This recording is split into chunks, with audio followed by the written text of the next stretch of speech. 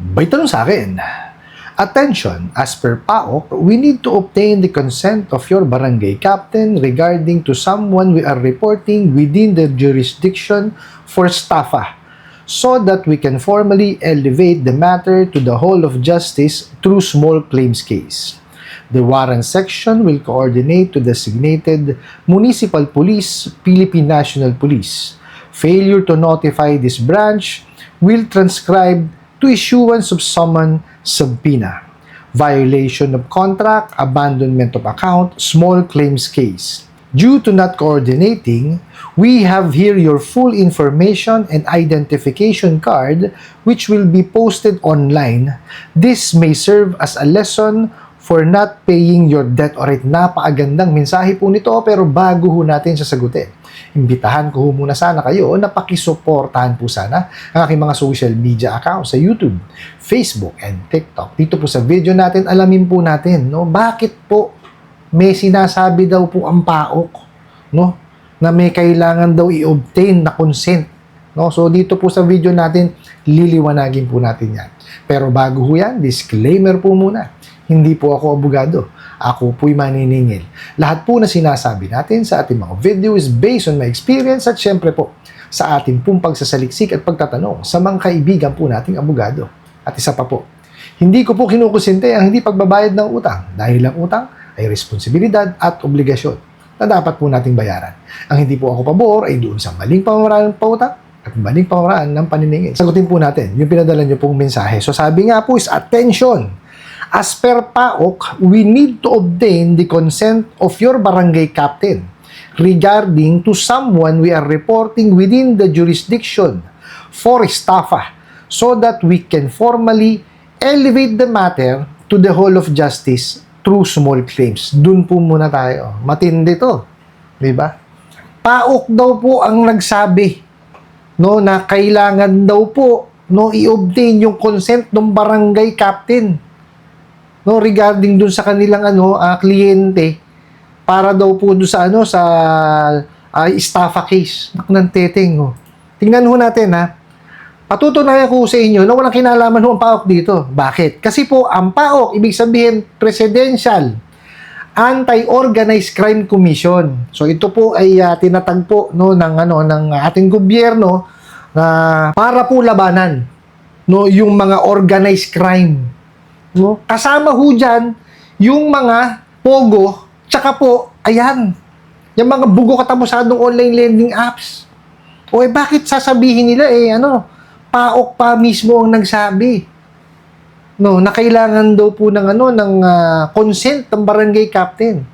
Oh, yan ho ang laging panakot. Itong mga bugo katapusadong online lending apps na to. Barangay captain, staffa, warrant, subpoena, diba? Summon. Yan, lagi nilang panakot yan. Oh. Tapos ito, pinagsama-sama po sa isang mensahe. Oh, patutunayan ho natin walang katotohanan. Tingnan nyo. Barangay captain daw po. Anong kinalaman ng barangay captain? Sige nga po. Unang-una, kung yan po'y legitimate na OLA, juridical entity yan. Meaning, hindi na ho dapat yan pinapansin, no, sa barangay. Hindi na ho dapat inaasikaso pa ng barangay yan. Kasi juridical entity po sila eh. Ibig sabihin, may kakayanan sila magdemanda. Oh. Naglabas na po ng memorandum ang Supreme Court dyan. Oh, tapos, kung yan naman po illegal, hindi sila juridical entity. O sino magre-represent sa kanila sa barangay? Sige nga po. Wala silang karapatan maghabla. Wala silang karapatan umangal dahil illegal yung kanilang negosyo. Mga siraulo. Oh. Pangalawa, staffa daw po. Paano napatunayan yung staffa? Sige nga. Mayroon bang panlulukot, panlilin lang? Kayo kasi mga bugo katapusadong online lending apps, pag hindi nabayaran yung utang sa inyo, staffa yun. Mga bugo. Ang staffa po, ang pinaparusahan doon is yung panluloko at saka yung panlilin lang.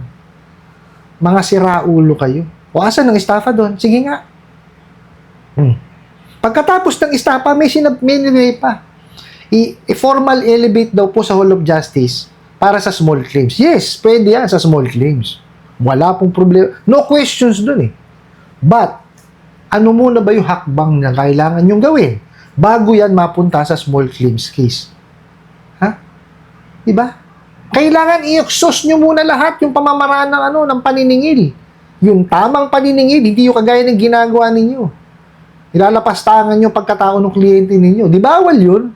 Di ba? O so paano kayo makakapaghablan ng small claim? Sige nga, mababaliktad kayo mga brad. Oh, alam na alam nyong hindi nyo kayang gawin yan. Lalo yung mga illegal na yan. Naku po, Mariosep. Basta yan, tandaan nyo po sa lahat po na nanonood. Basta po hinaluan ng harassment. Okay? At alam nyo na medyo mataas na yung yung interest na kinakarga sa inyo. Tsaka masyadong malaki yung mga penalty nila. Hindi ho maghahabla yan. Sigurado po yan. Kasi alam po nilang mababaligtad sila. Kasi may mga sample na po. No, meron na pong napatunayan sa hukuman. No, na pagka mataas po ang interest rate, ibinababa po ng korte yan. Binababa po ni judge yan. At pagka may harassment, meron din sample yan. Recently lang po, di ba? Yung kumuha ng information at ipinahiya, di ba? Pinagmulta. Meron na naman ho ngayon bago. SEC po nagparusa. Di po ba? Dahil naman yun sa unfair debt collection practice. Pinagmumulta rin po. Okay? So, talaga hong ina-actionan na. No, ito lamang ho, wag ho kayong maiinip kasi yung iba ho sa atin medyo mainipin, nagfa-file ho ng complaint through online, kumbaga hindi raw sumasagot. Ma-action po eh. Nakita nyo naman may napaparusahan eh. Di po ba? Kailangan ho talaga lang natin kasi marami hong mahabang proseso yan. Hindi ho basta-basta yan na maki-complain kayo, action na lang. Hindi ho, iimbestigahan ho kasi yan eh. Tsaka po yan, pagka nag-complain kayo, dapat tuluyan eh. Kasi kaya marami hong nadidismiss ang kaso, no? Pag isinampan na ho sa korte, kasi wala nagpupunta. Hindi kaya hindi ho maisampa kasi wala hong nagfa-file ng complaint. Di po ba? So balik ho tayo. Sabi pa, the warrant section will coordinate to the designated municipal police, PNP. Failure to notify this branch will transcribe to issuance of summon and subpoena. O, nakita nyo? Anong kinalaman ng warrant section? Sige nga ho. Meron ho bang kumbaga kinumit na crime? Sige, sabihin natin yung estafa. Yun? Criminal liability yung pagdating sa utang. Pero, napatunayan ba? Meron bang panlulokot, panlilinlang? Wala. Tsaka yung sinasabi dito na summon / subpoena? Magkaiba ho yun. Yung summon po kasi, pag sinampahan mo kayo ng kaso, yun ipapadala. Yung subpoena po, ito po, yung kumbaga, kayo po ay iniimbitahan. Para tumistigo. Yun. Magkaiba ho yan, hindi ho yan parehas. Nakita nyo mga katangahan yan? Mariosep. Tapos, violation of contract, abandonment of account, small claims. Lahat ho yan. Under ho ng small claims. Kasi civil case po yan eh. Okay? Basta ho, ang nahiram po ninyo is 1 million pababa. Pasok po sa small claims yan. Okay? Tapos, due to not coordinating, we have here your full information and identification card which will be posted online. This may serve as a lesson for not paying your debt. Nakita nyo, mali kagad. Hindi ho lesson ang pagpo-post sa online. Mga siraulo kayo. Crime yun. Yung gagawin nyo. Mga walang niya kayo. Bakit nyo ipopost online? Yes, nasa inyo yung information, nasa inyo yung identification card, di ba? Kasi kasama yun sa pag-a-apply. Pero it doesn't mean na kailangan mong gamitin yan pag hindi nakabayad pa lang yung kliyente ninyo. Di ba? Ginagamit yun, di ba? Para kayo ay makapag-credit investigate.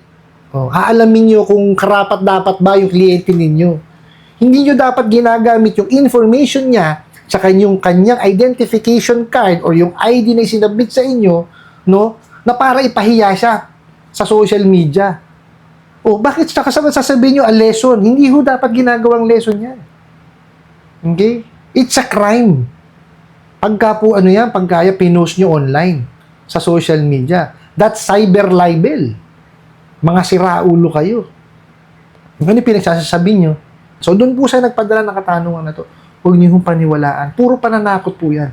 Basta po, meron niyang estafa, Meron niyang meron niyang Hall of Justice, may kapitan yan, may kung ano-ano mga kalokohan na pinaglalalagay sa sa messages. Wala akong katotohanan yun. Okay po? Ulitin po sa inyo, ha? Wala pong nakukulong sa utang. Pero, meron po tayong responsibilidad dun po sa ating nahiraman. Kasi nahiram natin yun, nagamit natin yun. No, it's our responsibility na ibalik po yun. Kasama yung tubo, kung yan ay legitimate. Kung yan hindi legitimate, meaning illegal, ay kung magkano po yung dinisburse sa inyo, yun na lamang po ang balik po ninyo. Ano po, I hope nasagot ko po itong katanungan na to at sana po yung makatulong. Maraming salamat po sa inyong walang sawang pagsuporta at panonood sa aking mga video. Maraming salamat po sa inyong pag-like, pag-share, pag-comment at pagtatanong. And kunin ko na rin po itong opportunity na to na imbitahan po sana kayo na pakisuportahan po sana ang aking mga social media accounts sa YouTube, Facebook, and TikTok. Hanggang sa muli po. Yun lang.